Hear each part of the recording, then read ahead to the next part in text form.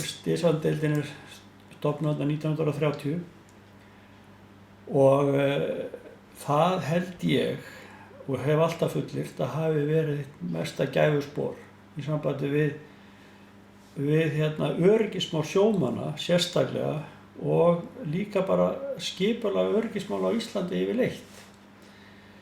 Því að, og það náttúrulega oft verið sögð sagan af því þegar að rétt eftir stofnun deildarinnar 1931 að þá strandar franski togari Cap Fagnet hérna fyrir austur við Hraunsjörunum og það tókst að bjarga allir áhöfninni, 48 mönnum í land með fluglínutækjum. Og fluglínutækin eru tæki sem björgunarsveitir nota til þess að bjarga fólki úr strönduðum skipum og þetta var í fyrsta skipti sem að þessi fluglínutæki voru notuð hér á Íslandi. Þessi tæki höfðu verið notuð erlendis og svo merkilegt sem það að það var 1850 sem að Bretar byrjuðu að nota svona tæki og höfðu verið búin að nota þau frá þeim tíma. En þau bárust bara ekki til Íslands fyrir að Slysavarnafélag Íslands var stofnað. Já. Og það var fyrsta verkefni félagsins var að dreifa þessum tækjum um allt land og kenna mönnum á það. Og hitti bara svona vel á að það var nýbúið að kenna Grindvíkingum á þau og þeim tókst að bjarga þessari áhöfn. Og þetta var þvílík vítamínsbrauta að það var bara vakning um allt land. Og ég held að þessi atburður hafi verið megin svona fyrsta vítamínsbrautan sem samfélagi fékk til þess að koma á skipulögu leitar- og björgunarstarfi hér á Íslandi. Já. Og við hér í Grindavík og björgunarsveitin Þorbjörn, hún hefur verið svolítið svona öflug hvað varðar sjóbjörgun. Það hefur verið svona helsta verkefni hennar og mest krefjandi eða hvað? Já, eðlilega. Þá var, menn héldu nú til dæmis að þetta væri eiginlega bara óvinnandi vegur áður en félagið var stofnað að bjarga úr skipum, stönduðu skipum. Það var bara oftast sem að menn bara fórust við björgunaraðgerðir. En þarna tókst að bjarga og enginn fórst. Og síðan má eiginlega segja það að frá þessum tíma var þetta eiginlega bara samfelld sigurganga. Þannig að skipunum hættu nú ekki að stranda og hættu nú ekki að sökkva, en það var alltaf meiri og meiri árangur af björgunarstörfunum. Það björguðust flestir, sérstaklega á strönduðum skipum. En björgunarsveitin hefur líka annast leit og björgun á landi, þannig að það hefur bara farið minna fyrir því, það hefur farið meira fyrir sjóbjörgunar hlutanum. Þetta svolítið okkar umhverfi hér. Já, þetta náttúrulega ein hættulegasta strandlengjan á landinu.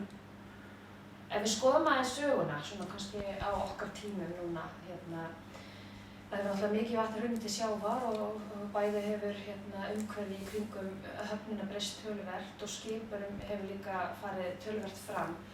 Hvert myndirðu segja að hafi verið svona kannski mesta framfarasporið okkar í björgun á þessum tímum sem við lifum núna? Svona í heildina tekið.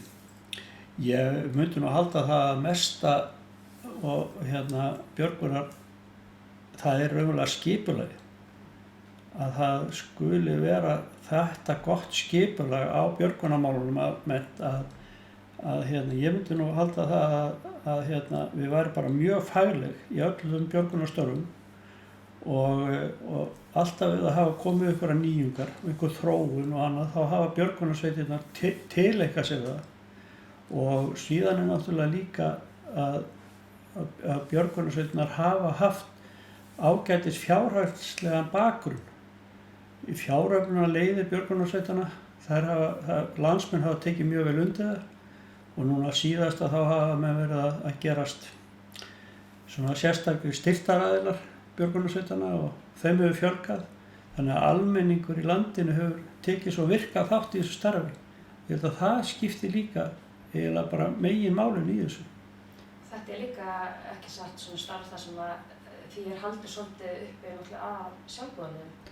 Jú, þetta náttúrulega allt sjálfboðaliða sem að vinna í björgunarsveitunum og það náttúrulega eiginlega ótrúlegt hvað eru margir sem eru tilbúnir til þess að gefa sinn tíma í svona starf og að það geti bara endurnýja sig bara ár eftir ár að það komi alltaf nýtt og nýtt fólk til starfa leið og kannski þeir sem eru búin að vera lengi og hætta og þá kemur alltaf nýtt blóð inn og það er líka mjög mikilvægt að það sé bara eðlileg endurnýjun.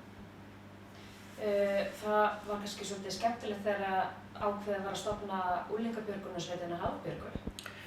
Já, það var alveg sérstakt mál að þegar það var farið í þessa vinnu að stofna unglingadeildirnar út á land að það tókst strax mjög góð samvinna á milli björgunarsveitana, slysavarnadeildanna og unglingadeildanna og þær hafa alltaf starfað mjög sjálfstætt og þær hafa haft mjög öfluga leiðbeinendur sem hafa unnið með þeim, þá er það kannski eldri sem hafa búin að ganga í gegnum þetta starf og þeir hafa leiðbeint og þau hafa komið upp mjög góðu heimsóknarkerfi á milli milli unglingadeildanna og það hefur elt þessar deildir mjög mikið. Þeir eru að heimsækja hvort annað á tímanum og svo er haldið landsmót og ýmsir atburðir sem hefur þjappað fólki saman. Já, það er svona þessi félagslegi þáttur sem að skiptir líka svolítið máli að það eru þarna ákveðin tengslanir sem myndast. Já, þannig að, já, einmitt, það er þekkingin, að kunningjarnir og svona metnaðurinn á milli, hann skilar líka miklu. Nú er svona þriðja kynslóð kannski frá því að pabbiðinn heitinn var að vinna eða starfaði við þetta sem formaður lengi og síðan tókst þú við og varst formaður nokkur ár. Já, hann reyndar Guðmundur Þorsteinsson var í 1 ár, pabbi hætti starfinu 76 og ég byrja 78 og Guðmundur Þorsteinsson á hópi var 1 ár og ég var varaformaður með hann á þann tíma og ég var svo í 9 ár þannig að það er nú liðið líka allmörg ár síðan og margir búin að koma að þessu. En ef þú horfir svona yfir svona söguna sem að þú manst eftir, hvað myndir þú segja að sé svona minnisstæðast úr starfi björgunarsveitarinnar og slysavarnafélagsins kannski bara í heild? Fyrir mig svona persónulega þá held ég að það hafi verið þegar við fórum og settum Slysavarnaskóla sjómanna á stofn. Þá held ég að það var mikil svona vakning og það byrjaði eiginlega þannig að við fórum til Bretlands, nokkri félagar úr björgunarsveitunum og fórum þar í skóla til þess að læra að sigla hraðskreiðum björgunarbátum og þar sáum við hvernig var búið að starfsmönnum á olíuborpallunum. Þar voru þeir í þjálfun og komu þangað og voru í viku þjálfun áður en þeir fóru að vinna út á olíuborpallunum fyrir utan Bretland. Og við fórum að ræða þetta var náttúrulega akkurat það sem þetta gera fyrir íslenska sjómenn. Svo þegar við komum heim að þá var þetta mikil í umræðunni og það var mikil vakning og svo var það einn sem kom og sagði að við gætum örugglega fengið bara gamla varðskipið Þór til þess að hafa fyrir skólan og það fékkst nú bara fyrir 1000 kall. Þannig að ríkið seldi Slysavarnafélaginu fyrir 1000 kall og síðan var bara hafist handa og skólinn byggður upp og eins og allir þekki í dag að þá hefur hann verið mjög mikilvægur í sambandi við öryggismál sjómanna og núna fer enginn á sjó, öðru sem að fara í Slysavarnaskóla sjómanna. Og þetta er hvað mörg ár síðan? Þetta er 85 sko, sem að við förum og stofnum hann og hann verður svona virkur. Og það fyrstu árin fór hann síldarhringinn á sumrin en það hefur ekki verið hægt svona síðustu árin en síðan endurnýjuðum við reynda Þór og fengum Herjólf, ferjuna sem fór upp á Akranes og breyttum henni og heitir Sæbjörg í dag og þarna er mjög góð aðstaða og bara þó víða væri leitað en á Íslandi þá er þarna alveg einstaklega góð aðstaða og mjög gott starfslið sem hefur tileinkað sér þessi mál mjög vel og stendur mjög framarlega í þessum málum, öryggismálum. eitthvað sem ætti að setja á oddinn núna, eitthvað sem brýnt fyrir félagið í heild að vinna að núna, þessum tímapunkti? Það náttúrulega öryggismál ferðamanna. Þau eru, sko þetta eiginlega þekktist alla þegar að ég var í þessu að það var bara einstaka ferðamaður, kannski rjúpnarskipta sem týndist eða menn lentu í ófærð upp á fjallvegum og svoleiðis sko. En þessi straumur útlendinga inn til landsins hann hefur náttúrulega skapað líka ákveðin vandamál í sambandi við öryggismáli. Það var nú bara það leyti sem ég var forseti Slysavarnafélagsins að þá settum við á stofn þessa hálendisvakt og það kom strax vel notað því en síðan bara eldist ferðamannastraumurinn og ég held að það sé bara mesta áskorun hjá björgunarsveitunum í dag að fylgja því eftir og bara í fámennari byggðarlögum þar sem er ekki margt fólk og starfi hvílir allt á örfáum mönnum, það kannski mesta ánýðin og ég held sko bara að svona þessi stærri samfélög eins og kringum á Suðvesturlandi þau þurfa bara virkilega að huga því að passa upp á það að sveitirnar í fámennari byggðarlögum að þær fái fjármagn til þess að geta rekið sig. Já. Þannig að þetta í rauninni kannski smá svigrúm á þessum tímapunkti og þetta liggur aðeins niðri ferðamannastraumurinn að kannski skipuleggja þetta og reyna þá að þú talar að skipulagið er gott og verkferlarnir eru öflugir innan Slysavarnafélagsins. En hvað myndi auki fjármagn til smærri svæða að skila sér þá í auknum mannskap eða hvernig myndi það hjálpa þeim? Ég held að sem erfiðast hjá þeim það fjáraflanirnar.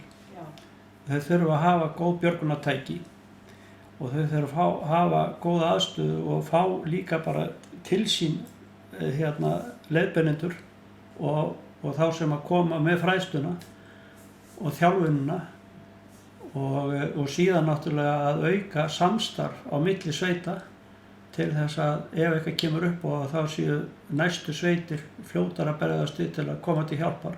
Síðan bara núna nýlega þegar að þessi ferðamaður týndist þarna við Lón, núna bara fyrir 3 dögum, að það var sveitirnar sem voru í næstu byggðarlögum, þær komu fyrst til hjálpar, síðan bara þustu að sveitir annars staðar á landinu og þær voru komnar en þær kannski þurfti ekki á þeim að halda í þetta skiptið en þetta sýndi hvað kerfið er gott. Og mikill samtakamáttur augljóslega hjá sveitunum. Já, þannig að það skilaði sér strax. Gunnar, eitthvað að lokum sem þið finnst þér að koma fram varðandi félagið sem slíkt? Ég held að það væri náttúrulega best ef menn tækju undir það að menn skrifuðu sem bakhjarla fyrir björgunarsveitirnar að það myndi strax efla það verulega vegna þess að það eiga í smá hremmingu núna í sambandi við fjáraflanir og það þarf að hjálpa þeim í gegnum það. Þá svona líka beinast við kannski að spyrja í lokin af því að nú hefur mikið verið deilt sölu á flugvéldum sem styttist nú í að helsta fjáraflunarleið björgunarsveitanna því að þær kannski ekki nógu fjármagnaðar af ríkinu og mættu fá miklu meira inn í sitt kerfi heldur raun ber vitni og kannski pínu hvimleitt að nú þurfi að reiða sig svona á aðstoð almennings en rótarskotin hafa verið ótrúlega, þeim hefur verið vel tekið, er það ekki? Jú, það hefur gengið mjög vel. Þannig að það er svona nýjung sem var tekin upp einmitt til þess að kannski aðeins að koma í mótsvæði við það samdrátt sem gæti orðið í flugvélasölunni og verður mjög mikill núna örugglega. Og björgunarsveitirnar hafa alltaf farið eftir öllu reglunum sem hafa verið settar í sambandi við flugvélamál og það gera þau áfram.